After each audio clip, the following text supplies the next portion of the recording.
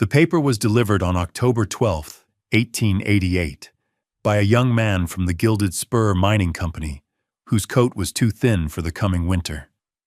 He held the envelope in a gloved hand, his knuckles white with either cold or nervousness. Clara stood in the doorway of the small house she had shared with her husband, Elias, for 7 years, the chill from the threshold creeping through the floorboards. The house sat at 9,200 feet, just outside the struggling settlement of Argent, Colorado, and the air already had the sharp, metallic bite of impending snow. "Mrs. Holloway?" the young man asked. His name was Davies. She knew him from town, knew his father ran the assay office. "I am," she said. Her voice was steady. It had been steady for the 4 months since the rockfall in the north shaft had taken Elias from her. It had been her anchor. He extended the envelope. "This is from Mr. Thorne, the superintendent. It's a formal notice." Clara took it. The paper was crisp, the company letterhead embossed at the top. She did not need to open it to know what it was. The whispers had been circulating in Argent for weeks. Gilded Spur had bought up the prospectors' claims all along Sentinel Ridge, consolidating their hold. The company houses, of which hers was one, were being reclaimed for contracted engineers and foremen arriving from the east. Elias had never been a company man in that way. He had been a geologist, they consulted, a man who worked on his own terms, and they had let him have the house as part of his fee. That contract, it seemed, had died with him. She slit the envelope open with her thumb. The language was legal and impenetrable, but the essential facts were clear. The property was to be vacated within 14 days. A settlement of $65 would be paid upon her departure for the relinquishment of any further claim. $65. It was an insult presented as a courtesy. It was the price of a decent saddle, or perhaps 4 months' worth of flour and salt pork. It was not the price of a life. "The company regrets the necessity of this action," Davies said, reciting a line he had clearly been told to memorize. He could not quite meet her eyes, his gaze fixed on the worn planking of her porch. "Mr. Thorne felt it was important to provide a settlement to assist with your relocation." Clara folded the paper and slipped it into the pocket of her apron. She looked past the boy, to the towering gray granite of Sentinel Ridge, its peaks already dusted with the first snows. The ponderosa pines stood dark and unmoving against the pale sky. She had loved this view. Elias had taught her the name of every peak, every formation. He had read the land like a book, and she had learned to read it with him. "Tell Mr. Thorne I have received his notice," she said. Her composure was a wall, smooth and solid. She would not give this boy, or the company he represented, the satisfaction of her tears. Grief was a private matter. This was business, a cold, cruel transaction written on a piece of paper. Davies nodded, relieved. "Yes, ma'am, I will." He turned to leave, his boots crunching on the thin layer of frost that had formed in the shadows. He paused at the gate. "Mrs. Holloway, I'm sorry for your trouble." "Trouble is a part of life, Mr. Davies," she replied, her voice even. "It is the handling of it that matters." She closed the door before he was fully gone, the latch clicking shut with a sound of finality. She stood for a long moment in the sudden quiet of the house, the ticking of the mantel clock the only sound. The house was filled with Elias, his rock hammer by the hearth, his worn geology texts on the shelf, the faint scent of pipe tobacco that clung to the curtains. In 14 days, all of it would be gone. She walked to the window and looked out at the ridge again. The sun was low, casting long, sharp shadows that looked like grasping fingers. Winter was not coming. It was here, and she was to be turned out into it, with $65 and the memory of a man who knew how to read the stone. She did not weep. The time for weeping was past.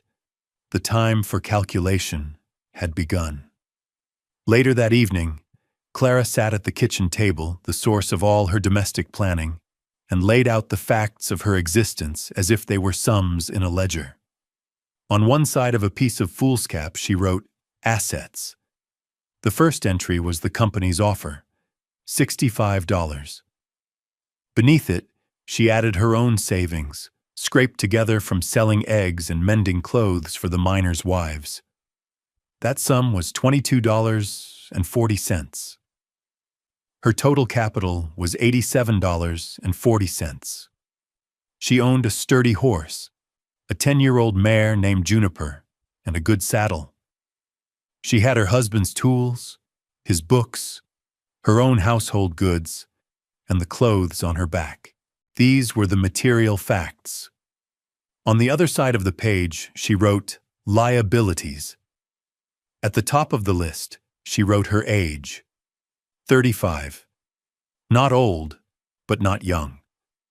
Too old to be hired easily as a domestic in a town like Denver, where younger, stronger girls were plentiful and cheaper. She had no family to turn to. Her parents were buried in a churchyard in Ohio, and her only brother had gone to California years ago, his letters stopping 2 winters past. She was alone. Below that she wrote, "Winter." In Argent, this was not a season but a siege. Snows began in October and did not melt for good until May. Temperatures regularly fell to 20, sometimes 30 degrees below zero. Fuel was life, and firewood was expensive if you could not cut it yourself from a permitted plot, which she no longer had. She began to calculate her options, listing them and striking them through one by one. She could take the stagecoach to Denver. The ticket alone would be $15. A room in a respectable boarding house would be at least $4 a week, and that was without meals.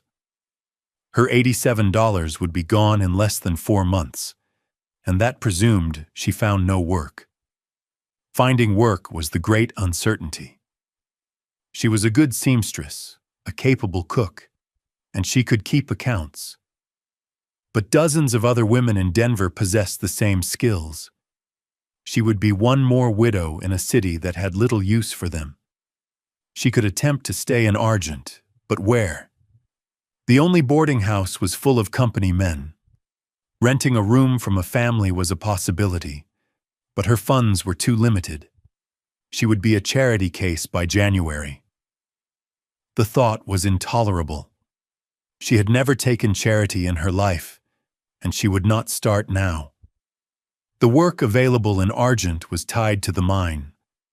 Laundry, cooking, cleaning, all for the men of the Gilded Spur. She could not bring herself to wash the clothes or cook the meals for the company that had so casually and completely erased her life. It was not a matter of pride, but of a deeper, colder principle. She would not serve them. The arithmetic was unforgiving. Her assets were finite, her liabilities immense. The world had presented her with a problem that, by conventional means, had no solution. She would be destitute by midwinter, either in a cold Denver tenement or a drafty room in Argent, dependent on the meager kindness of strangers. She looked at the numbers on the page, the stark accounting of her life, the neat columns, the precise figures. This was the language the company understood. It was the language of profit and loss, of assets and liabilities. And by their calculation, she was a liability to be disposed of. She stared out the window into the deep, star-filled black of the mountain night. The wind was rising, a low moan through the pines. It was a sound that had once been comforting, the sound of a storm coming while she was safe inside, the stove warm, Elias across the table from her. Now it sounded like a threat. For the first time since Davies had come to her door, a tremor of genuine fear ran through her. It was a cold, clean fear, as sharp as an icicle. It was the fear of a creature about to be left to the elements. She drew a deep breath, letting the cold air from the window pane steady her. Self-pity was a luxury, as unaffordable as a train ticket to a place she did not know. It was a waste of energy. What she needed was not a solution that fit the world's rules, but one that ignored them entirely. She needed a different kind of inheritance. Her gaze fell upon the bookshelf by the hearth, on the row of Elias's journals. They were leather-bound ledgers, filled with his precise, angular handwriting, detailing years of walking these mountains. They were filled with measurements, geological observations, and sketches of rock formations. The world saw them as the notebooks of a dead prospector. She had always seen them as a record of a life lived with extraordinary attention. He had left her no money, no property in his name. But perhaps, she thought, he had left her something else. Clara spent the next 2 days methodically packing her life into crates and trunks. She sorted what she would sell, what she would keep, and what she would leave behind. It was a task of unsentimental triage. The rocking chair her mother had given her, sell. Her wedding china, leave. Elias's tools, his books, her warmest clothes, and a store of dry goods, keep. Amidst this careful dismantling of her home, she reserved the evenings for Elias's journals. She sat by the fire, a mug of weak tea in her hand, and began to read. She started with the most recent and worked her way back. Much of it was technical, filled with terms like igneous intrusion, schistosity, and pegmatite dikes. But woven between the scientific observations were Elias's own thoughts, his appreciation for the stark beauty of the high country. He described the way the light hit a particular rock face at dawn, the taste of water from a hidden spring, the silence of a snow-filled forest. It was like hearing his voice again, calm and patient, teaching her to see.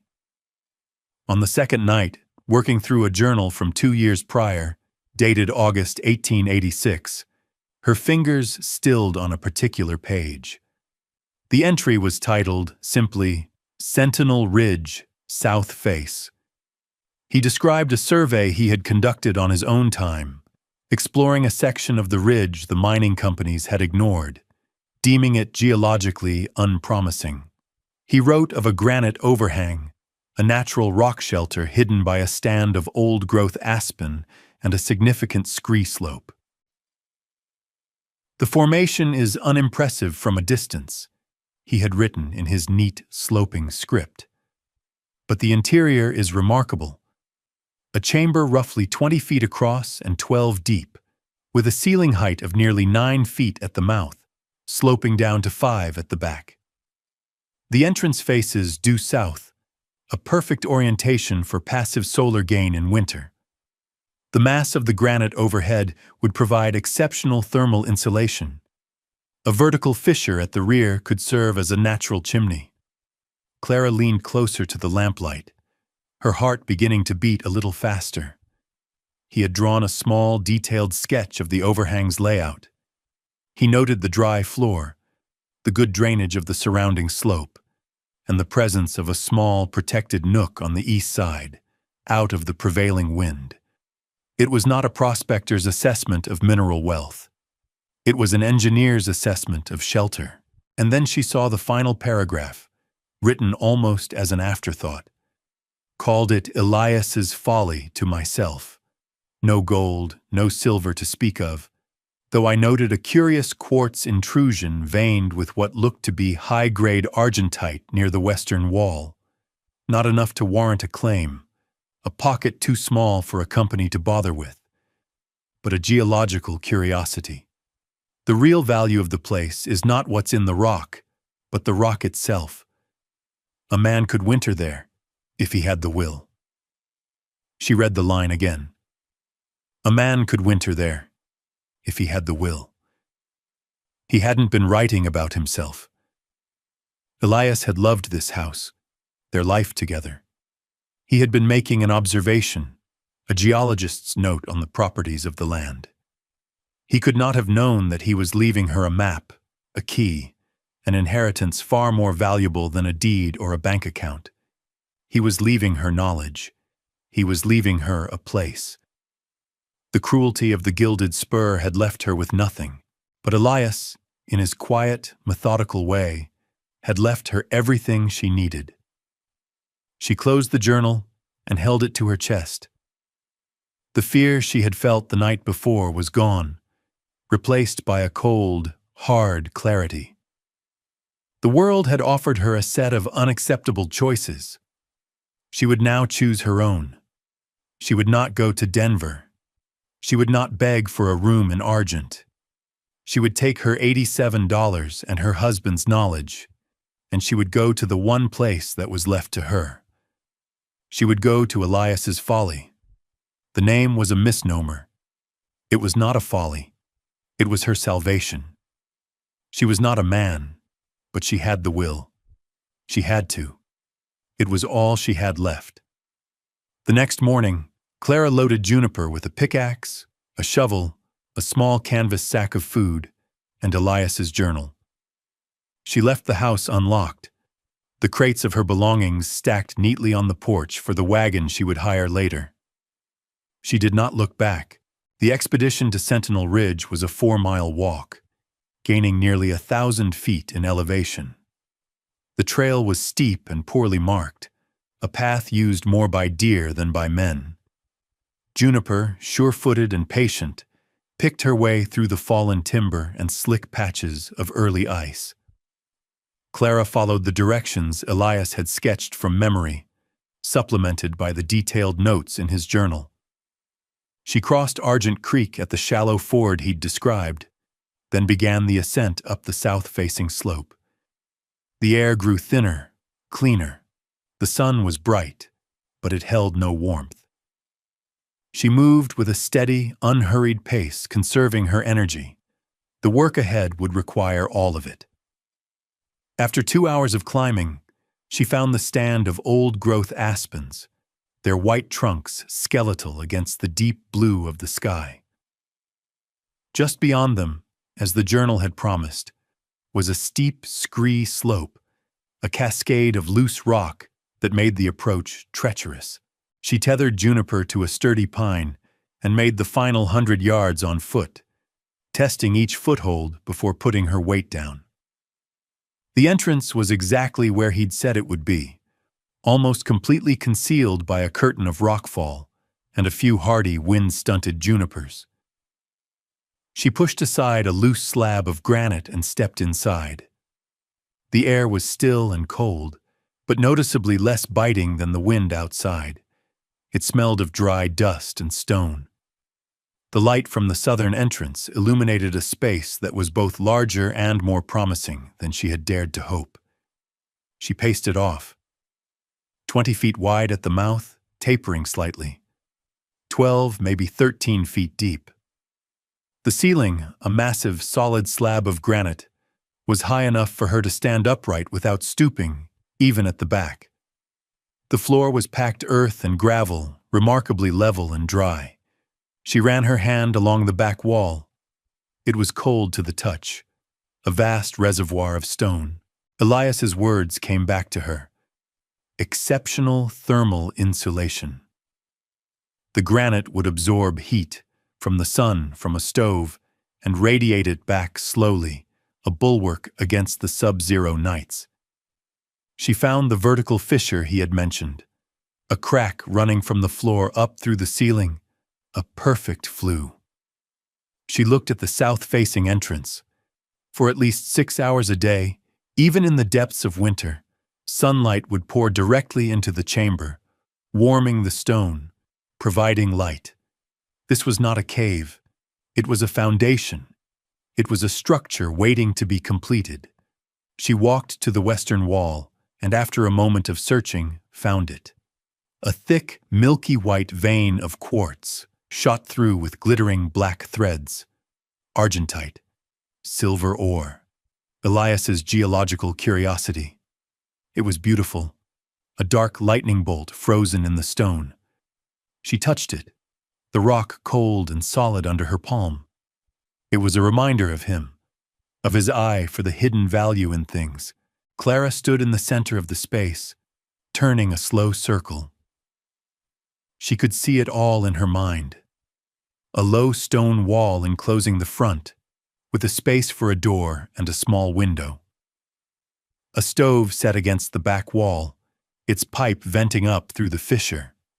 A bed built against the eastern wall, protected from drafts. A space for juniper, a small lean-to against the outer wall. Wood stacked high and dry against the interior. This could work. This could actually work. It would be brutally hard labor, a race against the first heavy snow, but it was possible. For the first time in months, a feeling that was not grief or fear or grim determination settled in her. It was a quiet, fierce spark of hope. She had not been cast out. She had been given a new starting point. This place, Elias's Folly, would be her fortress. The following day, Clara rode Juniper into Argent, her face set with a purpose that left no room for questions. She hitched the mare outside Porter's Mercantile, the largest and best-stocked store in the settlement. Silas Porter was a man in his late 60s, with a fringe of white hair and hands permanently stained from 100 different commodities. He had been a friend of Elias's, the two of them often sharing a pipe on the store's front porch in the evenings, talking about geology and the unforgiving nature of the mountains. He had offered his condolences after the accident, his words simple and sincere. Clara walked in, the bell above the door announcing her arrival. The store smelled of canvas, coffee, and coal oil. She had a list, written out on the back of a receipt. She did not waste time with pleasantries. "Mr. Porter," she said, her voice clear and direct, "I need to purchase some supplies." He leaned on the counter, his expression one of polite inquiry. "Of course, Clara. Whatever you need." She began to read from her list, and with each item, his eyebrows rose a fraction of an inch higher. 1 good shovel, a pickaxe, the heavy one, a 10-pound sledge, a handsaw, 20 pounds of 10-penny nails, 200 feet of rope, a cast-iron prospector's stove, the small one with the flat top, 20 feet of stovepipe and an elbow joint, a 50-pound sack of flour, 20 pounds of beans, 10 pounds of salt pork, 5 pounds of coffee, a large canvas tarp, the heaviest you have. She paused, mentally tallying the cost. It would take nearly all of her money. Silas Porter said nothing for a long moment. He looked at the list, then at her face. He saw no desperation there, only resolve. He was a man who had lived in the high country his entire life. He recognized the look of someone preparing for a long winter, but this was different. This was not stocking a cabin. This was building one from scratch, or something close to it. He did not ask her where she was going. He did not mention the eviction notice, though the news was all over town. He simply respected the hard line of her jaw and the clarity in her eyes. "The shovel will be $4, he said, his voice practical. "Pickaxe is $3, the stove is $12, and the pipe will run you another $3. All told, with the provisions, it will come to $68.50. It was more than the company's entire settlement. It was the majority of her capital. "I'll also need a wagon to haul it, and my things from the house," she said. "As far as the Argent Creek Ford." "Another $5, he said, already moving to gather the items. "I'll have my boy Henry load it up." As she counted out the money onto the worn wooden counter, Silas paused. He went into the back room and returned with a small wooden crate. Lantern wicks, a full tin of kerosene, 2 bars of lye soap, and a box of sulfur matches. No charge. He then picked up a heavy sack from beside the door. And this, 100 pounds of oats for the mare, on the house. A winter is hard on man and beast. Clara looked at him, her throat tightening for the first time. It was a small kindness, but it felt immense. He was not offering pity. He was offering practical support, a professional courtesy from one survivor to another. He saw what she was attempting, and he was making a quiet investment in her success. "Thank you, Silas," she said, the words feeling inadequate. "Elias was a good man," he replied, as if that explained everything. He knew the difference between rock that pays and rock that holds. "Looks like you do too." He finished tallying her bill. "Henry will have the wagon ready in an hour. He'll help you load your crates." She nodded, took her receipt, and walked out into the cold, bright sunlight. She had spent nearly everything she had. Her $87 had been transformed into tools, food, and shelter. The transaction was complete. Now the labor would begin. The construction of her shelter was a relentless, punishing dialogue between her will and the unyielding realities of stone, timber, and gravity. For 34 consecutive days, from the first pale light of dawn until her muscles screamed in the violet dusk, Clara worked. She was not a carpenter or a stonemason, but she was Elias's student. He had taught her the principles of structure, of load-bearing, of finding the natural strength in materials. Her first task was to clear and prepare the site. She used the pickaxe and shovel to level the earthen floor of the shelter, removing loose rocks and creating a smooth, packed surface. She then cleared a wide area in front of the overhang, creating a workspace. The labor was grueling, each swing of the pick jarring her shoulders, each shovelful of rock a significant weight at that altitude. By the end of the first week, her hands were a geography of blisters and calluses, and every muscle in her back and arms ached with a deep, resonant fire. The heart of the project was the wall. She would enclose the 20-foot-wide entrance with a dry stack stone wall, leaving openings for a door and a small window. The raw material was abundant. The scree slope that concealed the shelter was a quarry of granite, weathered into manageable sizes. Her days took on a rhythm: gather, lift, place. She would spend hours selecting stones, looking for flat faces and stable shapes. She learned to read the rocks as Elias had, to see how they would fit together. She would haul them one by one to the building site, some so heavy she had to roll them into place. She built the wall 2 feet thick at the base, tapering to 18 inches at the top, creating a massive solid barrier against the wind. It was a slow, monumental puzzle. Each stone had to be settled just so, chinked with smaller stones to eliminate gaps. She built it 4 feet high, a solid rampart against the coming snows. While the wall rose, she devoted part of each day to firewood. The slopes around her were littered with deadfall ponderosa pine and aspen, seasoned by years of dry mountain air.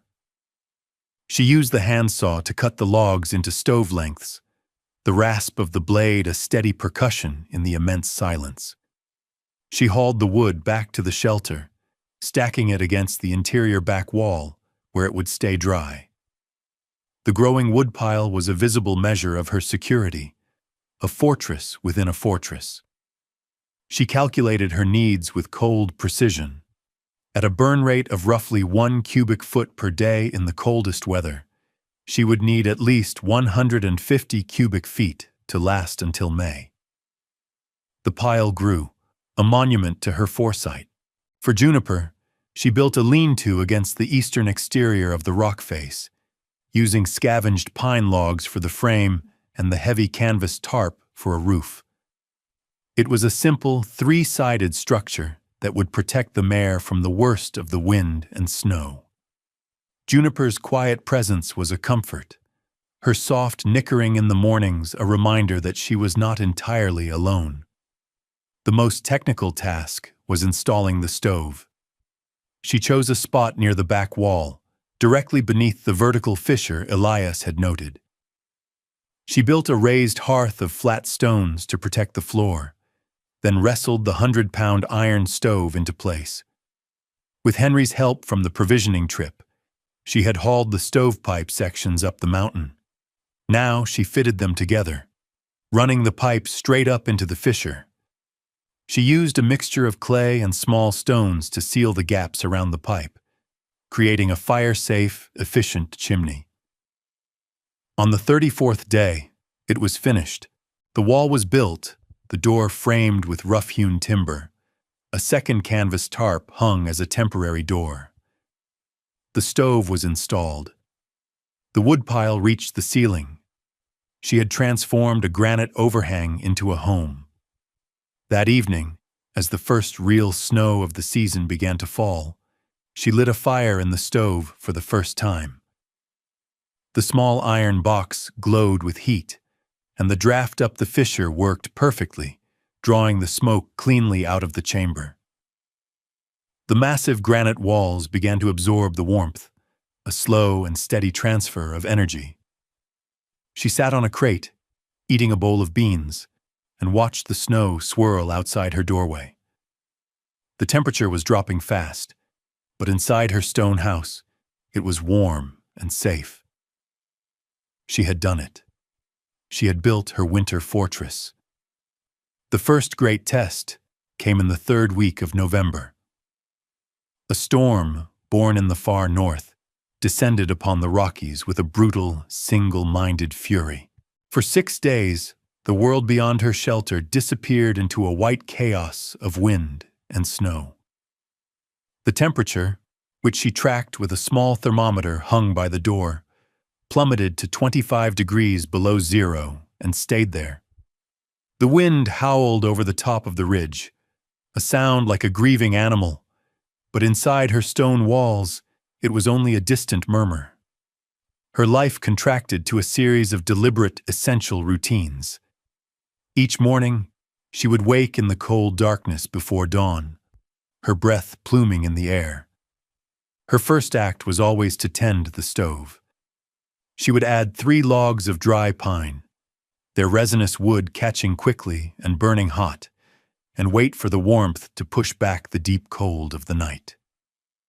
The small chamber would slowly warm to a livable 50 degrees. While the stove heated up, she would pull on her heavy coat and boots and push her way out through the canvas door.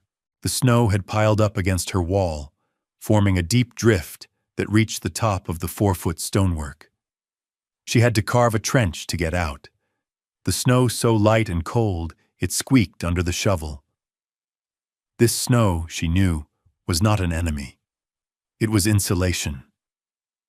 The deep drift against her wall was a blanket provided by the storm itself, adding another layer of protection.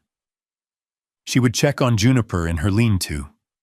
The mare was hardy, her winter coat thick. The small shelter kept the wind off her, and Clara made sure she had fresh water, melted from snow on the stovetop, and a ration of the oats Silas Porter had given her. The horse's steady, munching presence was a vital sign, a confirmation of life beyond her own. Her days were governed by the mathematics of survival. She measured her fuel consumption carefully, noting in the margins of Elias's journal how many logs it took to keep the temperature stable. She discovered that the granite's thermal mass was even more effective than she had hoped. After hours of the stove running, the rock itself would be warm to the touch, and it would continue to radiate a gentle heat for hours after the fire was banked for the night. This meant she could use less wood than she had initially calculated. Food was rationed with equal care. A cup of flour for flatbread, a handful of beans, a small piece of salt pork. Coffee was a luxury, brewed once in the morning. Water came from melting the clean, deep snow from the upper drifts. It was a monotonous diet, but it was fuel for the engine of her body. In the long hours of the afternoon, when the light failed and the storm raged, she would read Elias's geology texts by the light of a kerosene lamp. She was not just passing the time. She was studying, learning the language of the rocks that surrounded her, understanding the deep forces that had shaped her refuge. On the 6th day, the storm broke, the wind died, and a profound, crystalline silence fell over the landscape. Clara stepped outside into a world transformed. The snow was 6 feet deep on the level ground, sculpted by the wind into fantastic dunes and drifts. The sky was a fierce, painful blue, and the sun on the snow was blinding. Her shelter was almost completely buried, only the top of her wall and the stovepipe visible. A tunnel of snow was now her entrance. She looked out over the vast, white wilderness. There was no sign of human life, no smoke from the chimneys in Argent, nothing. She was utterly alone, but she was not afraid. She was warm. She had food. She had fuel. The shelter had worked. Her engineering, learned from a dead man's journal and executed with her own 2 hands, had held against the worst the winter could throw at it. She had survived the first test. Word of the widow on Sentinel Ridge traveled slowly, carried like a seed on the winter wind.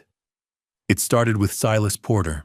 A week after the great storm, he rode as far as the Argent Creek ford on his sturdiest horse, then made the rest of the journey on snowshoes, a pack on his back. He was worried. No one in Argent had seen or heard from Clara since before the blizzard.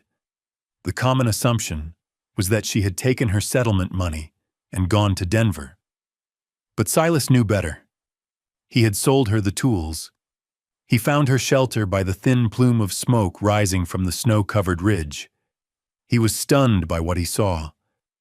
The dry stack wall was a piece of master craftsmanship, solid and true. The interior was snug, warm, and impeccably organized. He looked at her immense woodpile, her neat stores of food, and the calm, steady look in her eyes. He had come expecting to perform a rescue. He found instead a lesson in competence. "By God, Clara," he said, his voice filled with a gruff respect. Elias himself couldn't have built it better.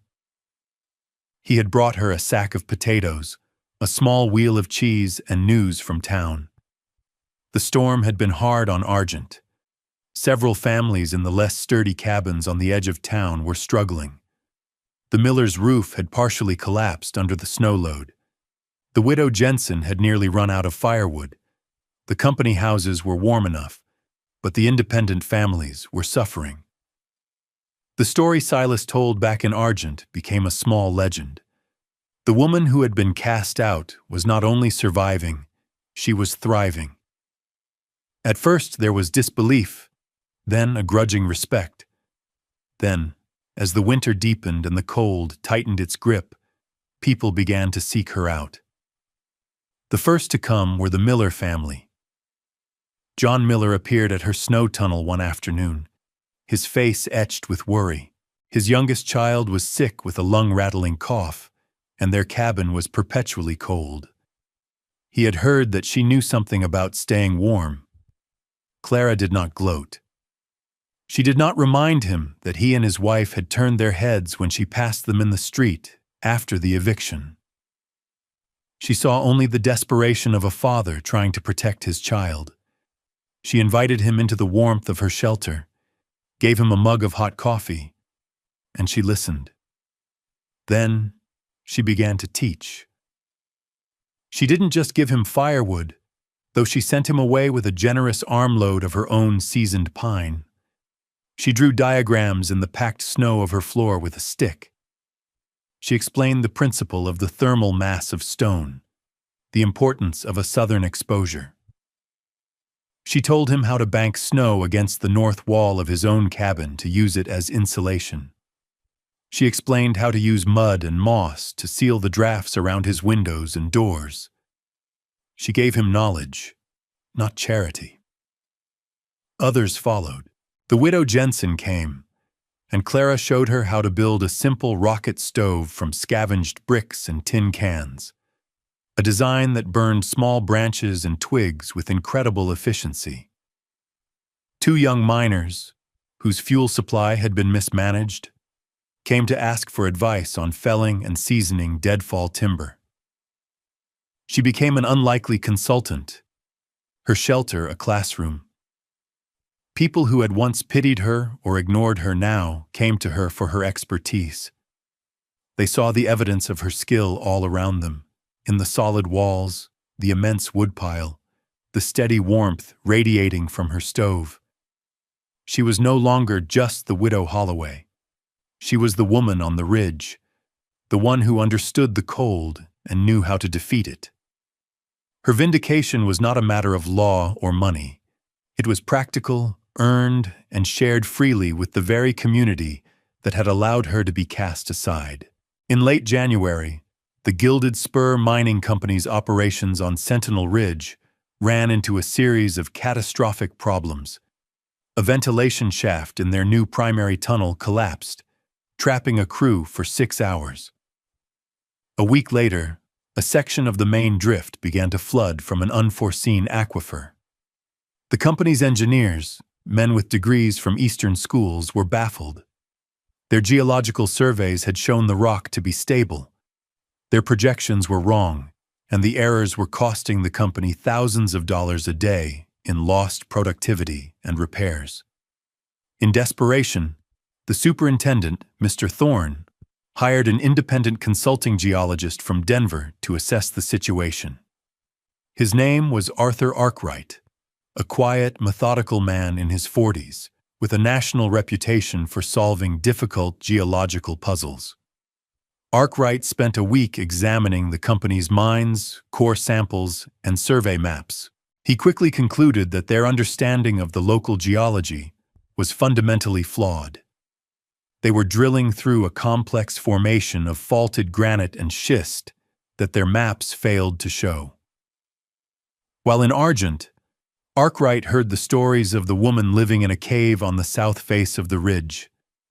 The tales were told with a mixture of awe and local pride. They said she had built a house of stone that was warmer than any cabin in town. Intrigued by this local curiosity, and suspecting that anyone living so intimately with the rock might have something to teach him, he hired a guide and made the trek to her shelter.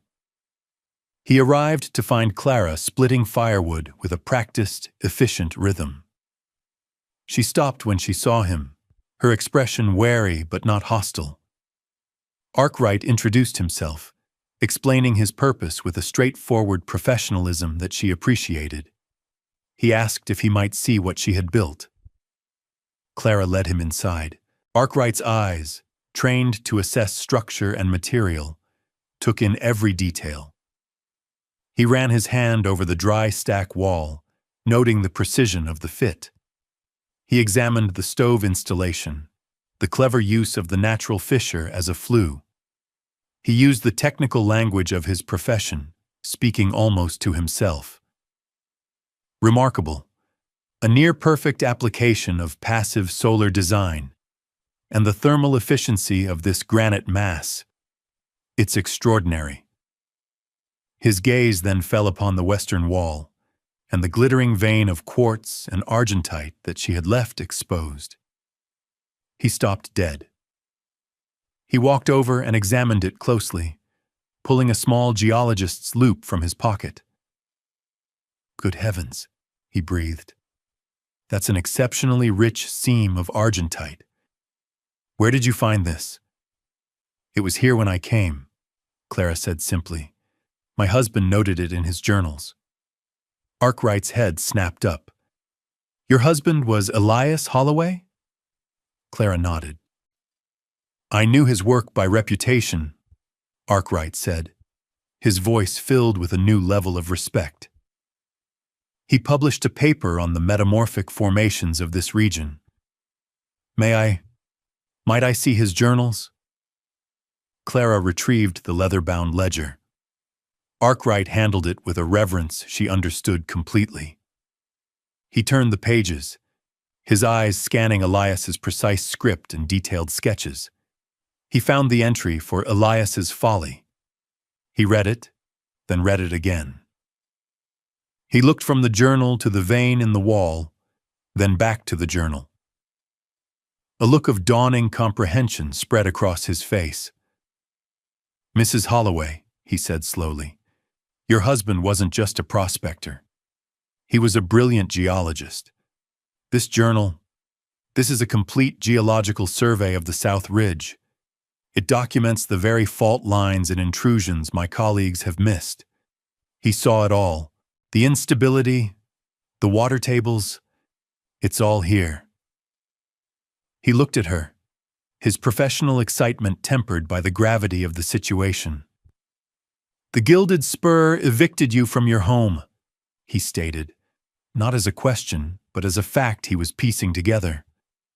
They did it because they believed their claim to this ridge was absolute, based on their own flawed surveys. But this journal proves prior discovery, not just of this small seam, but of the entire geological context that governs this ridge. This document, Mrs. Holloway, is not just a notebook. It is evidence. It is, in its own way, a deed. The expert's recognition was not what gave her work value. She knew its value in her bones, in the warmth of her shelter against the winter night. But his words opened a door back into the world that had cast her out, but on her own terms. He saw what she had done, not as a desperate act of survival, but as a feat of applied engineering. And he saw what Elias had left her, not as a curiosity, but as a legal and scientific claim. The reckoning was about to begin. Arthur Arkwright returned to the Gilded Spur Mining Company's office in Argent, Elias Holloway's journal tucked securely in his satchel. He requested an immediate meeting with Superintendent Thorne. In the cold, formal office, surrounded by the company's inadequate maps, Arkwright laid out his findings. He did not speak of morality or cruelty. He spoke the language the company understood: geology, engineering, and financial liability. He explained that the company's mine was structurally unsound because it was built on a profound ignorance of the local rock. He then opened Elias's journal and showed Thorne the detailed sketches, the precise measurements, the dated entries that predated the company's own surveys by more than a year. He pointed to the entry on the unstable schist, the notes on the aquifer that was now flooding their tunnels. It was all there. Elias Holloway had done their work for them, and they had been too arrogant to know it. This journal, Arkwright concluded, his voice calm and authoritative, constitutes a prior claim based on documented discovery, not just to the silver seam in his wife's shelter, but to the intellectual property of the Geological Survey itself. Mrs. Holloway is in possession of the key to mining this ridge safely and profitably. Without it, you will continue to have collapses and floods. It is my professional opinion that you are legally and financially exposed. Thorne, a man accustomed to wielding absolute power in his small domain, was pale. He saw the potential for lawsuits from injured miners, for investigations from federal regulators, for the ruinous expense of trying to engineer a solution they did not understand. He saw that the widow he had dismissed with a $65 settlement now held the future of his operation in her hands.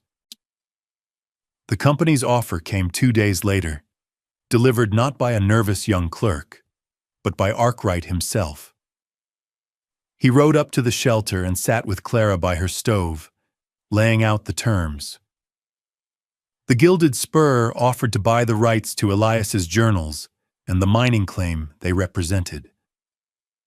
They also offered a full public apology and the deed to her former house in town, free and clear. The price they were willing to pay for the knowledge was $15,000. It was a fortune, an amount of money that could change a life completely. Clara listened without expression. The money was a tool, a means to an end. The house was a symbol, but neither could replace what had been lost. The years with Elias, the peace that had been stolen. The cost of her survival was written in the calluses on her hands and the solitary months etched into her memory. "There is one more condition," she said, her voice steady. "The man who managed the Argent office, the one who signed my eviction notice, he is to be dismissed." Arkwright nodded. "That has already been done." She accepted the offer. The transaction was handled through a Denver lawyer Arkwright recommended. The money was deposited in a bank. The deed was placed in her name.